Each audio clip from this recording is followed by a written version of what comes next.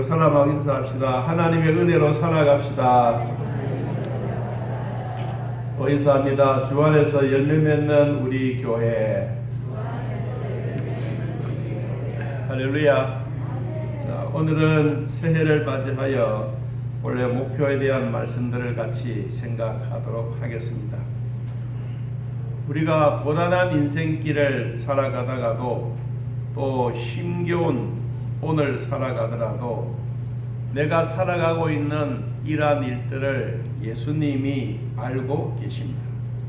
지나간 아픔도 마주할 세상도 예수님은 내 마음을 알고 계십니다.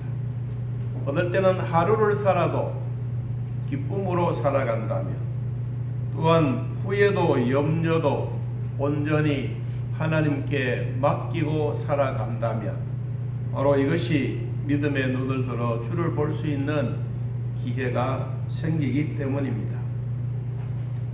어제나 오늘이나 세월은 똑같은 시간이 지나가는데 날수는 지나가서 또 한 해가 넘어가고 있습니다. 또 한 해의 시작이 우리에게 주어졌더라면 또 한 해가 넘어갈 때마다 우리에게는 새로운 각오와 결심을 하기도 합니다. 원래는 주 안에서 열매 맺는 우리 교회라고 하는 이 주제를 가지고 1년 동안 우리 믿음으로 살아가기를 원합니다.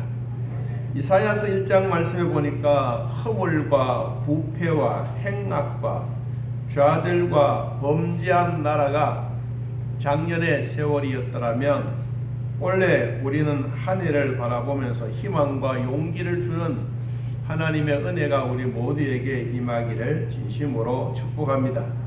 원래는 코로나도 종식되기를 우리 모두가 함께 힘 모두어 기도하기를 원합니다. 하나님을 더욱 사랑하고 하나님의 은혜로 살아가는 우리들에게는 하나님이 주셨던 축복과 기쁨의 한 해가 되도록 우리 모두가 협력과 하나님의 은혜로 살아가는 모습이 되기를 원합니다. 그러면 바울이 오늘 빌립보 교회를 향하여 우리 교회에 주셨던 말씀이 무엇이냐 하면 주 안에서 우리 성경 가운데 주 안에서 예수 안에서라고 하는 단어가 제일 많이 나오는 책이 빌립보서입니다. 빌립보에는 16번이나 강조하고 있습니다. 근데 이 장수는 4장밖에 뿐입니다. 그런데도 불구하고 주 안에서라고 강조합니다. 바울은 감옥에 있는 동안에 빌립보 성도들이 헌금을 보내어서 바울이 살아가는 일에 부족하지 않도록 도와주었습니다. 다른 교회는 한 번 도와주고 말았지만 빌립보 교회는 2번이나 더 많이 도와주고 그리고 풍성한 열매를 맺고 자기의 삶에 대한 유익을 얻었다라고 바울은 이야기하고 있습니다.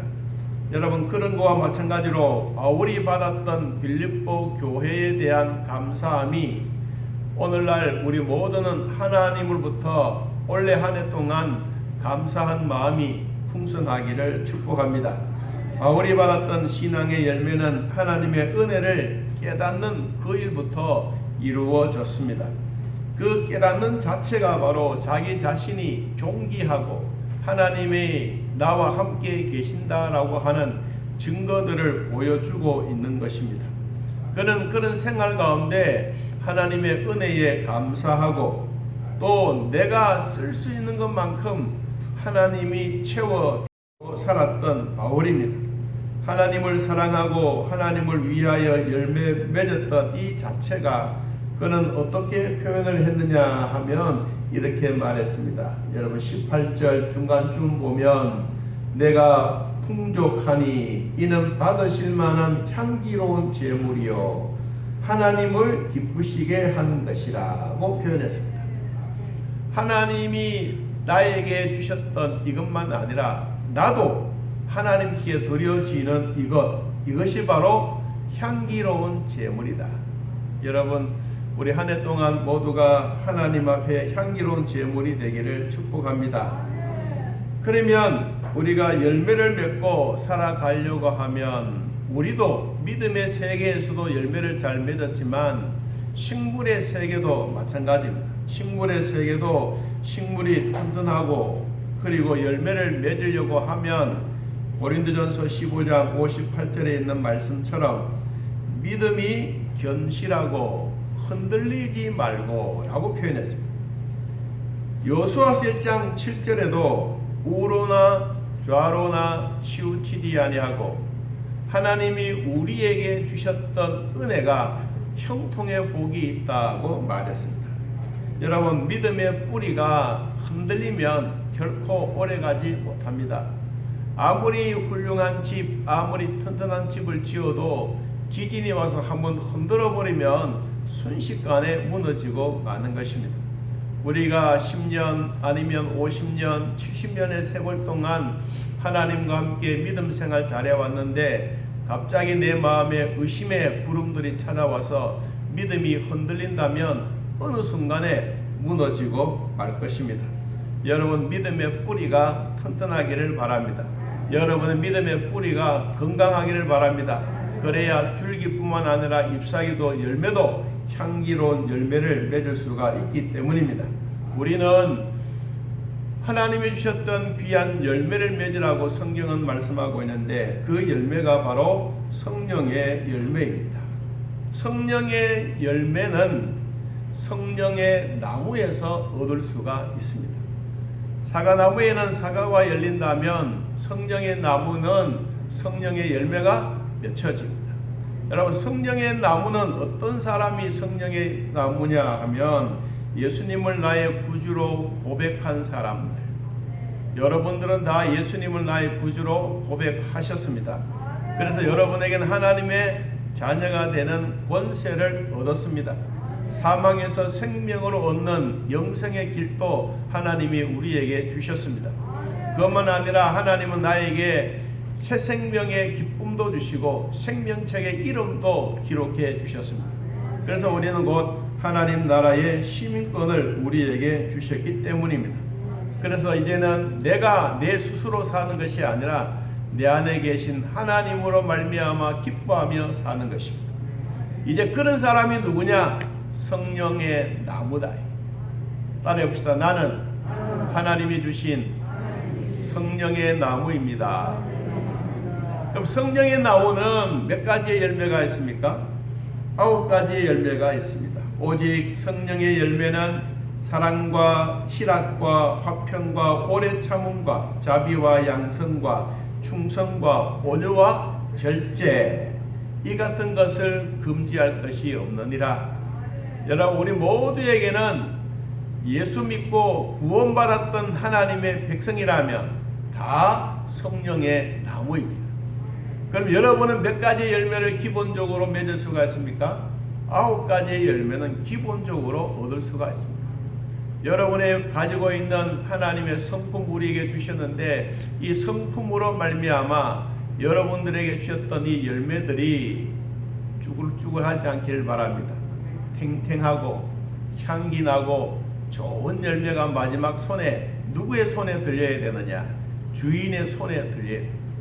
여러분, 태풍이 아무리 강하게 불어도 떨어질 과일들은 떨어지지만 떨어지지 않는 것은 끝까지 붙어 있습니다. 여러분, 믿음 생활하다가 보면 태풍이 바람이 불 때도 있고 환란의 역경이 우리에게 찾아올 때도 있고 요사이처럼 코로나 질병이 우리에게 찾아와서 모두가 힘들어할 때도 우리는 주님께 딱 붙어 있기를 축복합니다. 붙어 있는 이것이 바로 행복이고 붙어 있는 것이 열매를 맺고 끝까지 갈 수 있는 이것입니다. 그래서 우리는 건강한 열매, 풍성한 열매를 맺기 위해서 3가지로 살기를 원합니다. 첫째, 형식에 얽매이지 않는 예배를 드리라 그랬습니다. 예레미야 4장 3절 말씀해 보니까 여호와께서 유다와 예루살렘 사람에게 이와 같이 이르노니 너희 묵은 땅을 갈고 가시덤불에 파종하지 말라. 가시덤불에 파종하지 말아라. 농사를 짓든 안 짓든 어느 사람이든 자기에게 주어진 곡식의 씨앗을 뿌리려고 하면 가시덩굴 속에 가서 씨앗을 뿌릴 사람은 아무도 없습니다. 성경은 그러한 일을 앞두고 뭐 했냐? 묵은 땅을 갈아라. 묵은 땅. 땅에는 땅이 건강해야 건강한 식물을 얻을 수 있고, 건강한 식물이 있어야 건강한 열매를 맺을 수가 있고, 건강한 열매를 먹는 분이 건강하게 살아갈 수가 있습니다. 그러므로 우리에게 주어진 줄기, 뿌리, 잎사귀, 열매도 중요하지만 가장 기본적인 것이 뭐냐? 땅입니다. 여러분, 땅이 기름지고 땅이 잘 성경에 나오는 것처럼 묵은 땅을 갈아 엎는 것, 이것이 정말로 소중하고 귀한 것입니다. 옛날에는 호미를 가지고 농사를 지었고 삽을 가지고 농사를 지었지만 지금은 그렇게 농사를 짓지 않습니다. 기계화가 되었습니다. 우리나라도 네모 반듯반듯하게 기계화가 되었습니다. 그래서 한 사람이 5,000평도 한 사람이 10,000평도 지어갑니다. 옛날에는 정말로 꿈같은 이야기지만 오늘날 우리 시대는 바로 그런 시대에 살아가고 있습니다. 여러분, 좋은 땅이면 좋은 열매를 맺을 수가 있습니다. 좋은 땅에 좋은 열매를 맺었으면 여러분도 그 열매를 먹고 건강하게 살아갈 수가 있다는 사실입니다. 느헤미야 4장 4절 말씀을 보니까 예루살렘 주민들아, 너희는 스스로 할례를 행하며 너희 마음의 가죽을 베고 나 여호와께 속하라. 할례는 겉에 있는 것을 칼로 잘라내는 것입니다. 그런데 성경은 뭐라고 말씀하시나니까 너희 마음 가죽을 베고 나 여호와께 속해라. 우리는 마음을 마음을 갈아엎되 형식적으로 껍데기만 있는 게 아니라 우리의 속이 어디를 향하여야 되느냐? 하나님께 향해라. 여러분, 우리는 묵은 땅을 갈아엎는 것도 중요하지만 우리는 지났던 우리의 세월 앞에 잘못되어진 것은 갈아엎어야 돼. 왜 땅을 갈아엎습니까? 저도 농사를 지어보면서 느끼는 것이 무엇이냐면, 저는 어릴 때 이 후치나 뭐 이렇게 농가하는 것을 아버지께 배웠습니다. 국민학교 6학년 키는 조그만하고 후치는 이만한데 뒤에 졸졸졸 따라가고, 손은 주인이 아버지가 이 후치를 갈면 손은 천천히 정상적으로 갑니다. 근데 얘가요, 한번 비리 딱 돌아보고 난 다음에 조그만한 아이가 이렇게 자고 가니까 자기도 모르게 막 손살같이 확 달려가는 거예요. 내가 그것을 보고 느낀 게 뭐냐? 주인이 밭을 갈아야지. 주인이 아닌 아이가 밭을 가니까 소가 그것을 알고 막 도망가는 거예요. 여러분, 오늘날 우리들에게도 믿음의 밭, 묵은 땅을 잘 기경해야 하려면 깊이 있는 산소를 공급해 줘야 여러분 거기에 산소가 뿌리에 들어가서 정말로 건강한 열매를 맺게 되는 것입니다. 할례는 겉부분이 행해졌더라면 우리는 속으로 하나님을 향하여 살아가야 합니다. 우리가 코로나가 된 지 벌써 이제 3년이 접어들고 있습니다. 우리는 주일 예배 드리는 것이 오후 예배, 수요 예배, 금요 예배가 예배당에 오셔서 예배 드리는 분들도 계시지만 우리는 다 인터넷으로 가정에서, 직장에서 예배를 드립니다. 그러면 올해 우리가 다시 한 번 더 기억하고 넘어가야 될 것은, 작년만 같더라도 끝나겠지, 코로나가 끝나겠지, 그러면 우리도 오후 예배 드리고 수요 예배 드리고 마음껏 해야 될 텐데 그 마음이 있었어요. 여러분, 이제는 이 코로나가 언제 우리에게 종식될지 사실상 아무도 모릅니다. 전문가라도 모릅니다. 하나님만 알고 계십니다. 그러는 가운데 우리는 주일 예배 드리는 이 한 번 드리는 이 예배를 온전하게 드리자는 것입니다. 우리가 다른 날 평상시에 인터넷으로 예배 드리고 가정에서 예배는 드리지만 그것보다 우리가 모여서 공동체적으로 드릴 수 있는 것은 주일 오전 한 번밖에 뿐인 거예요.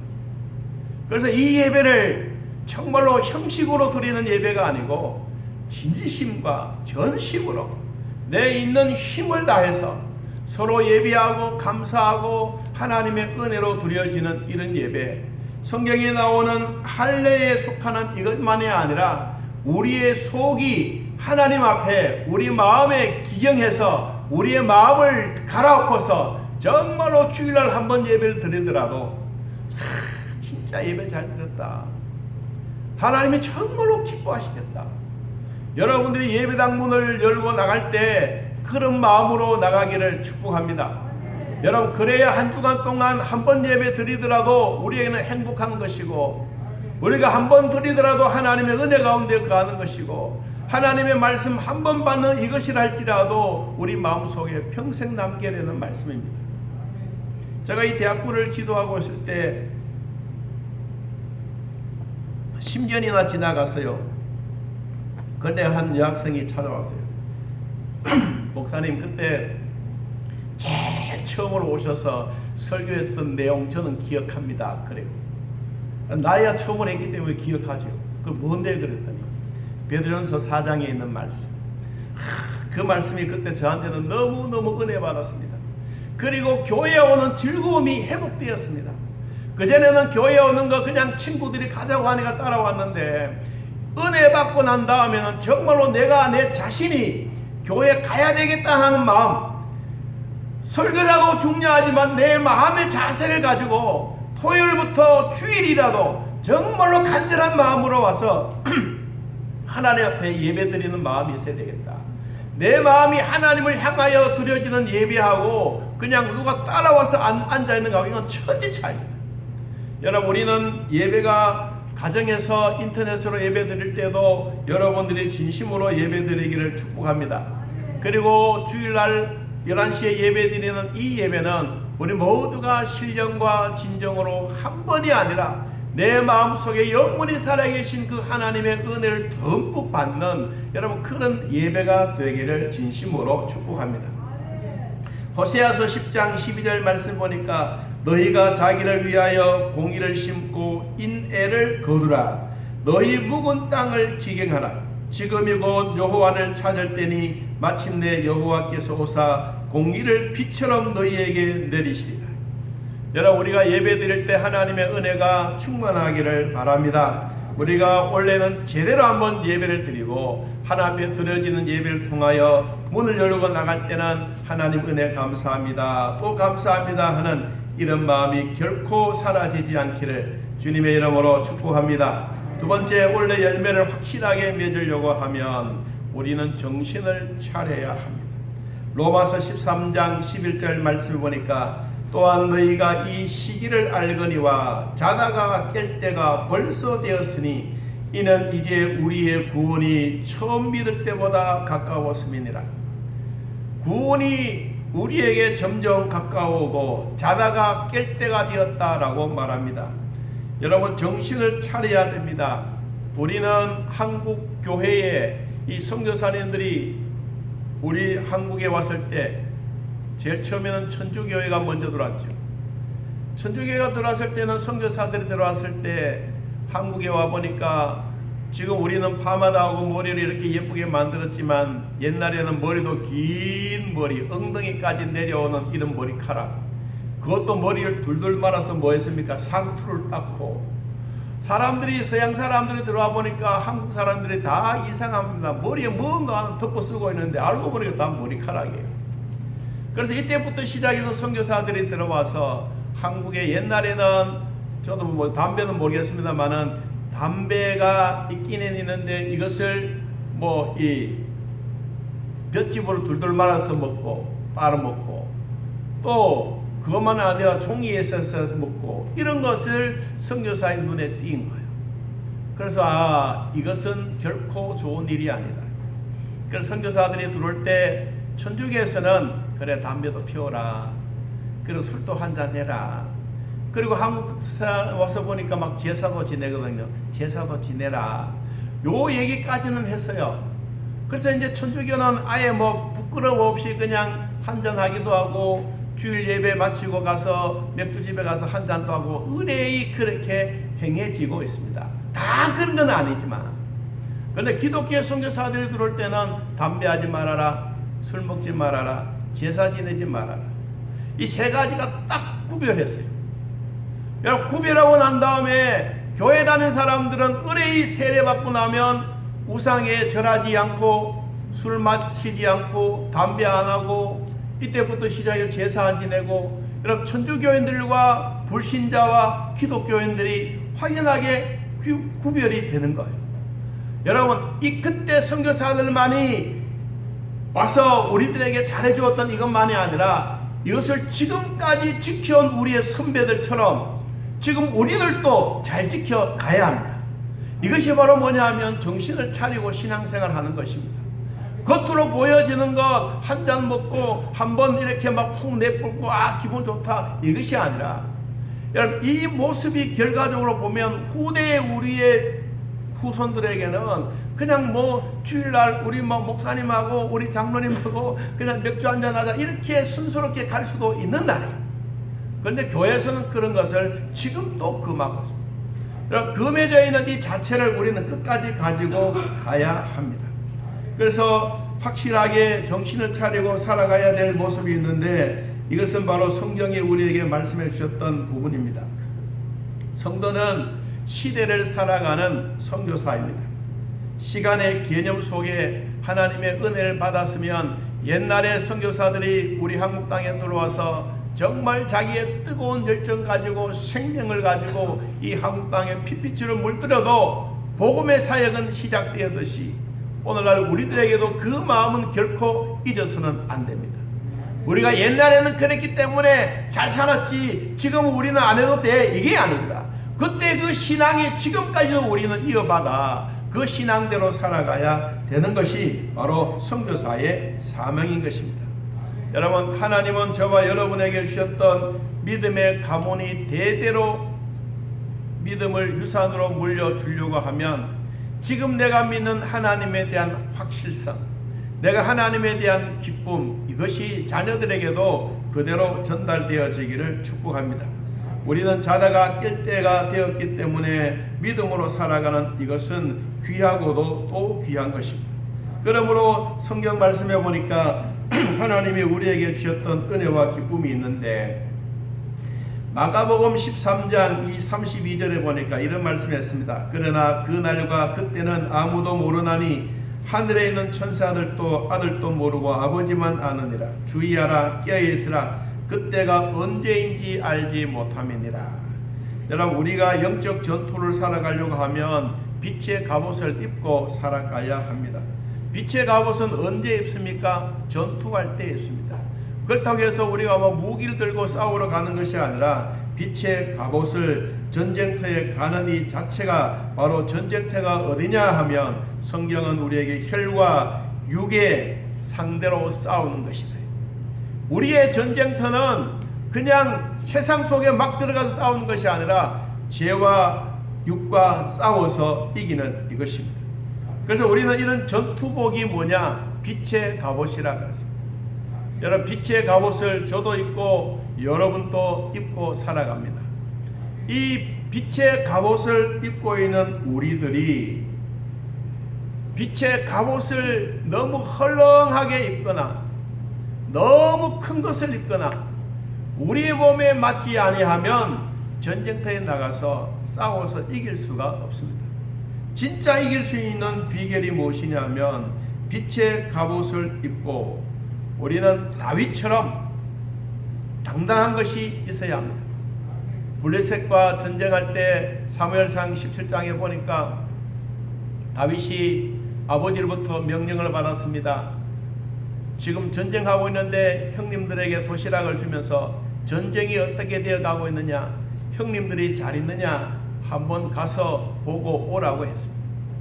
다윗은 아버지의 말에 순종을 하고 도시락을 들고 정말 그 싸움의 현장에 가보니까 골리앗이라는 큰 장군이, 자기보다도 3배나 더 큰 키를 가지고 있는 장군이 온 지역을 쩌렁쩌렁거리면서 하나님을 욕하고 있습니다. 그것을 들었던 다윗의 마음속에는 거룩한 분노가 일어났습니다. 아니, 저자가 무엇이기에 어떻게 하나님을 욕하고 하나님을 비방한단 말이냐. 나는 있을 수가 없다. 그래서 자기 가서 싸우려고 형들에게 말하니까 형은 절대로 가지 말라고 말랐어요. 말렸지만은 또 형님들의 말렸지만 그래도 자기는 싸우려고 하니까 왕에게 보고를 했습니다. 그랬더니 사울 왕이 이렇게 보니까 조그마한 아이가 손에 뭐 하나 끈아풀 하나 들고 와가지고 자기가 싸우겠다는 거예요. 참 가짜지 않습니까?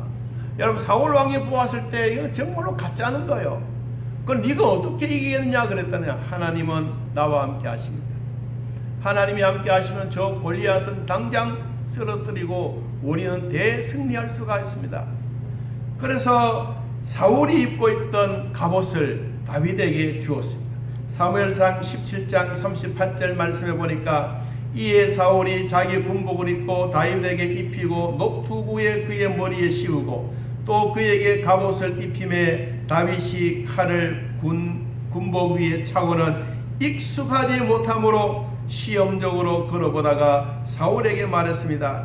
이것이 익숙하지 아니하니 나는 입고 가지 않겠습니다. 여러분, 우리가 빛의 갑옷을 입고 있을 때에도 어떻게 익숙해야 합니까?